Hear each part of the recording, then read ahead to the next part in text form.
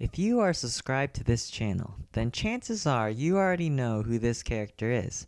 Yes, of course, Hatsune Miku, or as I like to call her here in English land, Miku Hatsune. Yeah, you know, she's a Vocaloid, anime icon, international pop idol, and of course, Toyota spokesperson. Introducing the new 2011 Toyota Corolla. Refresh styling, 35 mpg highway rating, available Bluetooth technology and wire for MP3 players. Now I have to admit, I am fairly new to the whole Vocaloid phenomenon, but me being me, I am not drawn to these characters the way the typical anime fan is.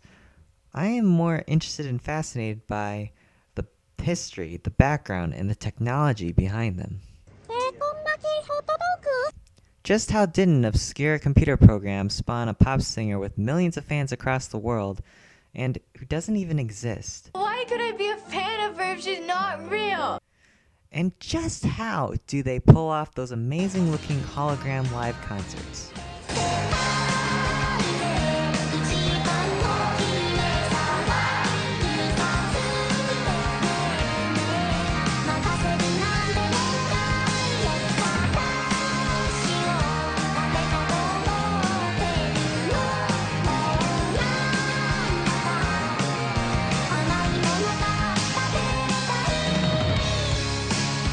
If you're a certified Vocaloid fanatic, or like me, who is just plain fascinated by the whole phenomenon, join me, will you, on an endeavor to find out where the Vocaloids came from, what they're doing now, and where they're headed to in the future.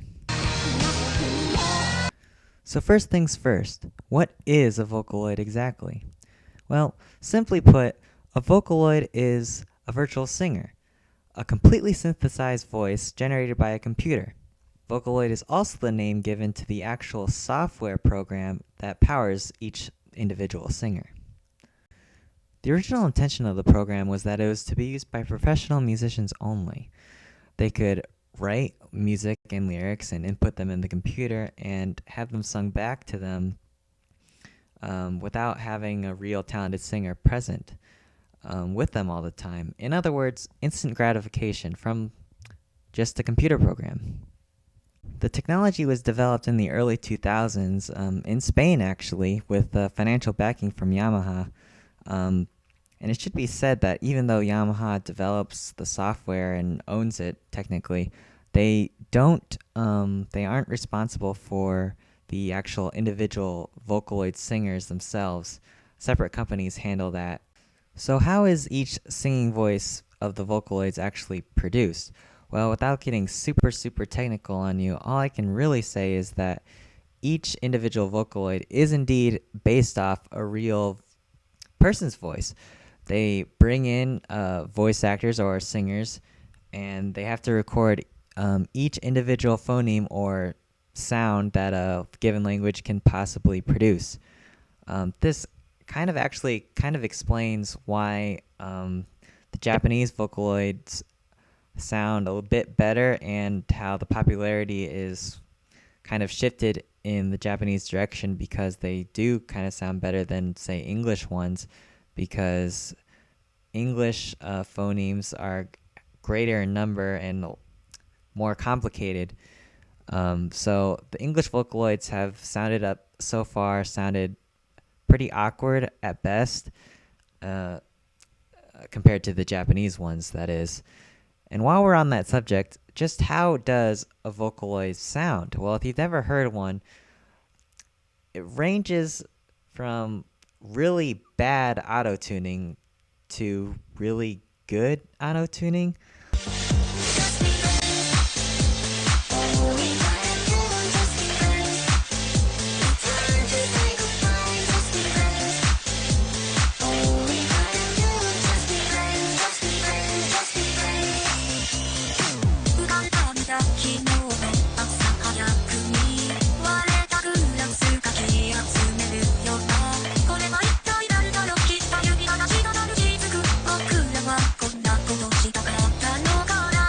Sounded like three cats being dragged up the motorway. In 2004, the first Vocaloids were released to the public in the form of Leon and Lola.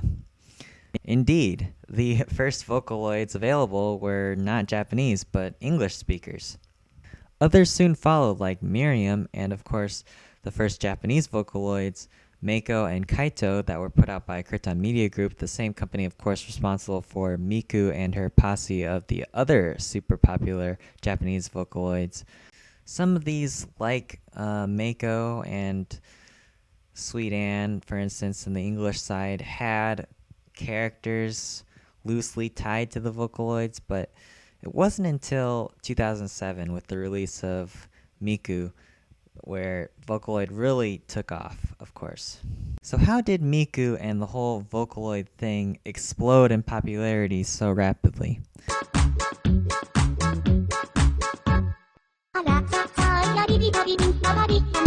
Well, leave it to just anime fans to take an anime character that they like, as in like the look of, I guess, turn it into an internet meme, and then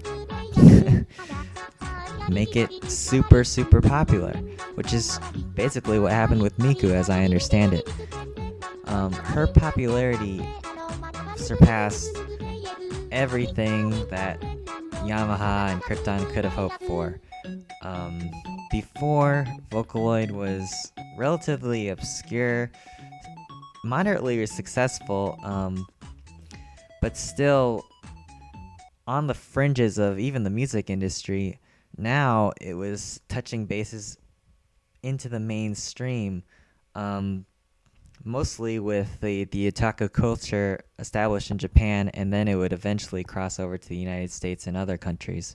To this day, tens of thousands of original songs have been written for her, en route to her being a #1 selling artist in Japan. Miku has now become synonymous with anime, and you really can't go anywhere or do anything as an anime fan without seeing her face plastered all over the place. So what is the next logical step? Of course, concerts. Yes, indeed.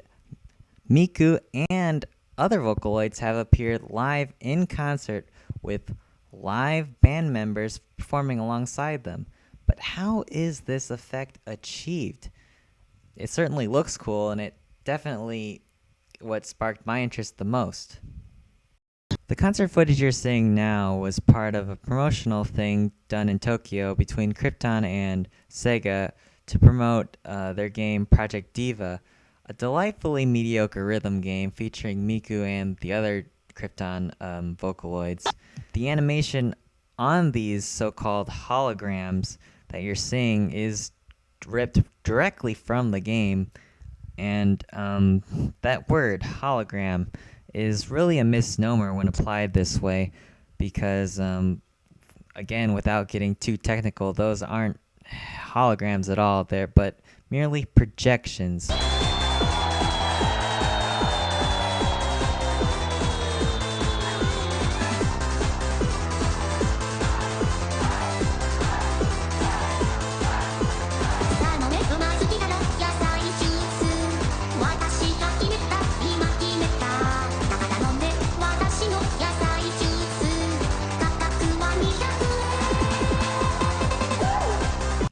It took me a good while to figure out how exactly this awesome effect was achieved, and at first I thought it was the same effect that they used to bring the Gorillaz to life at the Grammys a few years ago, but really it's actually a lot simpler than that.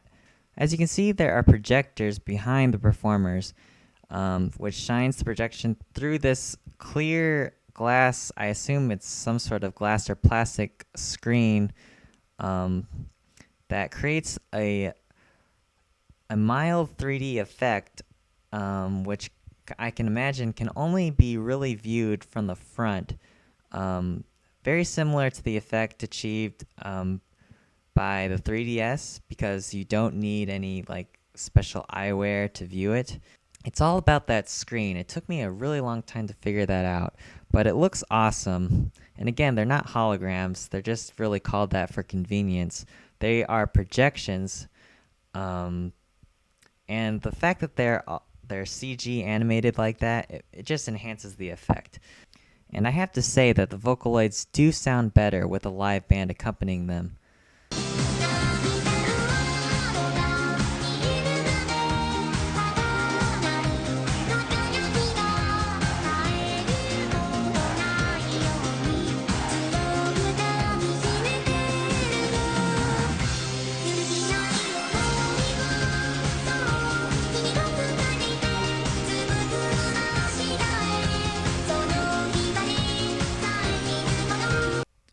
popularity of Miku and the other Vocaloids and of these sold-out concerts proved to me one thing, and it doesn't really just apply to the otaku culture that likes the Vocaloids.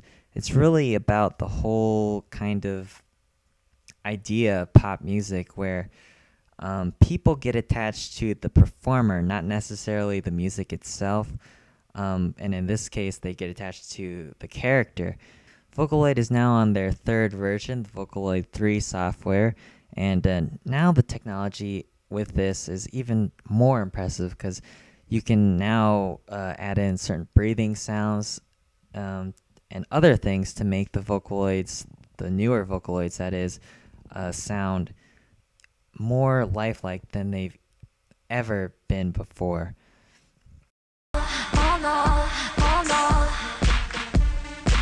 너 정말 이러면 널 버릴 거야. Oh no, oh no, oh no. 거짓말처럼 현실을 넘어서 환상적 연으로 이렇게 좋은 걸 알 수 없는 이 그림. So there you have it, Vocaloids. Love them, hate them, they are here to stay. As anime fans, like I said, we can't really avoid them at this point. The technology is going to get more and more advanced. And in fact, more and more musicians are using Vocaloids in their music, you know, as background singers and whatnot. And they'll just become more ubiquitous within the music industry. And who knows, I think that more virtual idols like Miku will start to pop up and become really popular just as she has. So I hope you enjoyed this video. I hope it was informative, and I guess that's all I have to say. I'm Gamer3K, and I'll see you next time.